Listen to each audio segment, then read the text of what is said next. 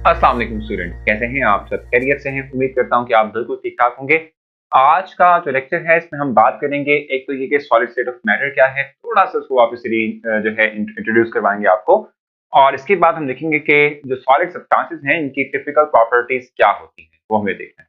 तो जी स्टूडेंट, जैसे कि मैंने आपसे कहा कि हमने बात करनी है सॉलिड की, तो सॉलिड स्टेट ऑफ मैटर की जहां तक बात है, देखिए, हम ये बात पहले भी कई दफा डिस्कस कर चुके हैं कि सॉलिड स्टेट ऑफ मैटर वो स्टेट ऑफ मैटर है जिसमें पार्टिकल्स होते हैं, they are very close to each other. पहली बात। दूसरी बात ये कि क्लोज होने की वजह से इंटरमॉलिक्यूलर फोर्सेस काफी स्ट्रांग होती हैं, और स्ट्रांग फोर्स ऑफ इरेक्शन होने की वजह से हम जानते हैं कि पार्टिकल्स जो होते हैं they are well mannered arrange, ठीक है, अरेंजमेंट होती है, और इसी वजह से हम कहते हैं कि इनकी फिक्स शेप भी होती है और फिक्स इनकी वॉल्यूम भी इनका फिक्स होता है, ठीक है। तो ये कुछ करेक्टरिस्टिक प्रॉपर्टीज हैं सॉलिड के हवाले से। इसके साथ अगर आप देखें तो हम ये बात कहते हैं कि सॉलिड सब्सटेंस जो है अगर आप उसको देखें, ठीक है, तो हम ये बात कहते हैं कि बाय इंक्रीजिंग टेम्परेचर इसका जो वॉल्यूम है वो एक्सपेंड नहीं करता। You can compress solid substance by applying force, ठीक है। तो ये कुछ इंट्रोडक्शन था जो कि हम कई बार डिस्कस कर चुके हैं। आज जो हमने डिस्कस करना है वो टिपिकल प्रॉपर्टीज हैं। सबसे पहले हम बात करेंगे, जो पहली प्रॉपर्टी हमारे पास है वो है मेल्टिंग पॉइंट। डिफाइन भी करेंगे इसको और देखते भी कि मेल्टिंग पॉइंट होता क्या है। मेल्टिंग पॉइंट की बात करें,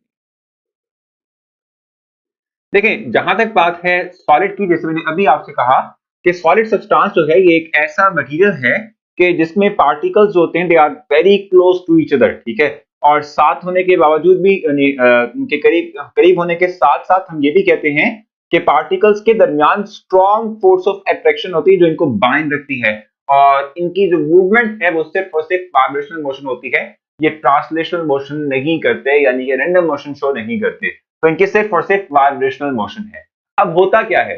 होता यह है कि जैसे जैसे हम टेम्परेचर प्रोवाइड करते हैं, टेम्परेचर प्रोवाइड करने से ये पार्टिकल्स, सॉलिड पार्टिकल्स जो हैं वो एज इस टेम्परेचर को as a kinetic energy absorb करते हैं।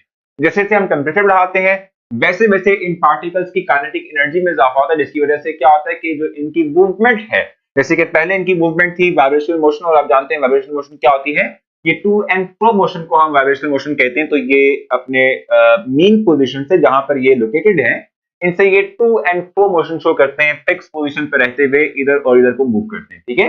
लेकिन जैसे जैसे हम टेम्परेचर बढ़ाएंगे वैसे वैसे क्या होगा कि ये मूवमेंट फास्टर होती जाएगी, और फास्टर होने के साथ साथ ये एम्पलीट्यूड भी बढ़ती जाएगी, ठीक है। तो उससे क्या होगा? उससे ये होगा कि एक टेम्परेचर ऐसा आएगा जिसपे कि ये पार्टिकल्स इतने फास्टर मूव कर रहे होंगे, वाइब्रेशनल मोशन शो कर रहे होंगे, इतनी ज्यादा एम्पलीट्यूड हो चुका होगा कि इनकी आपस में पार्टिकल्स के दरमियान जो फोर्स ऑफ अट्रैक्शन है वो ब्रेक हो जाएगी।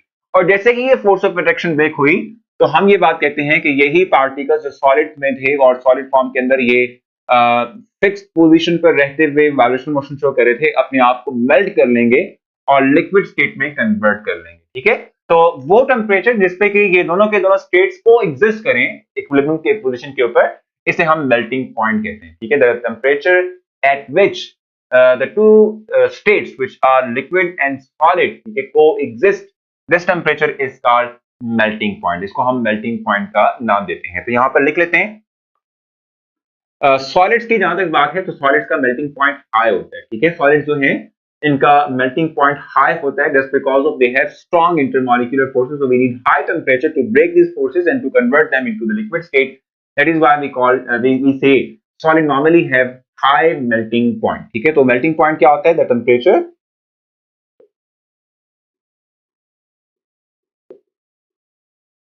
at which the two states, कौन कौन सी? Liquid and solid coexist is called melting point। ठीक हो गया? ये दोनों स्टेट्स क्या करेंगी जब को एग्जिस्ट करेंगी विद द डायनामिक इक्विलिब्रियम, ठीक है।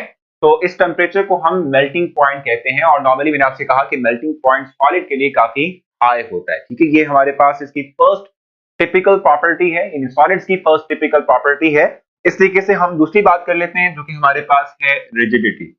सेकंड प्रॉपर्टी टिपिकल जो प्रॉपर्टी है वो हमारे पास है रिजिडिटी। इसकी मुतालिक हम बात कर लेते हैं। देखिए रिजिडिटी की जहां तक बात है तो रिजिडिटी का मतलब हार्डनेस टफनेस होता है, ठीक है। तो हम ये बात कहते हैं कि जैसे सॉलिड के अंदर पार्टिकल्स होते हैं, they are fixed at their position and only show vibrational motion.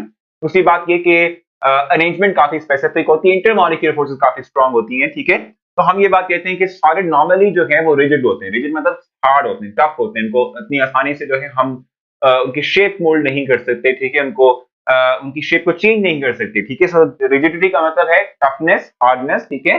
और ये सख्त होते हैं, जैसे कि ये सॉलिड है, ये हमारे पास मार्कर, ये सॉलिड है, इसको मैं प्रेस नहीं कर सक रहा, इसको मैं डी शेप नहीं कर पा रहा, ठीक है। तो इसलिए हम कहते हैं कि नॉर्मली हमारे पास जो सॉलिड सब्सटेंसेस होते हैं दे शो रिजिडिटी, मींस के टफनेस जो है, इनकी हार्डनेस ज्यादा होती है। और जो नेक्स्ट प्रॉपर्टी यानी लास्ट प्रॉपर्टी टिपिकल जो हम कंसीडर करते हैं वो है डेंसिटी। डेंसिटी की बात हम प्रीवियस लेक्चर में भी कर चुके हैं कि डेंसिटी का मतलब क्या होता है। डेंसिटी का मतलब होता है मास पर यूनिट वॉल्यूम, ठीक है।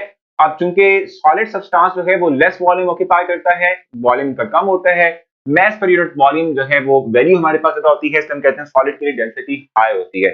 और जहां तक बात है हाई डेंसिटी की, तो इसकी एग्जांपल मेंशन की भी यहाँ पर उसने कि एल्यूमिनियम की अगर आप बात करते हैं, एल्यूमिनियम, ठीक है, तो इसकी डेंसिटी हमारे पास होती है 27 इन 2.70 ग्राम पर सेंटीमीटर क्यूब।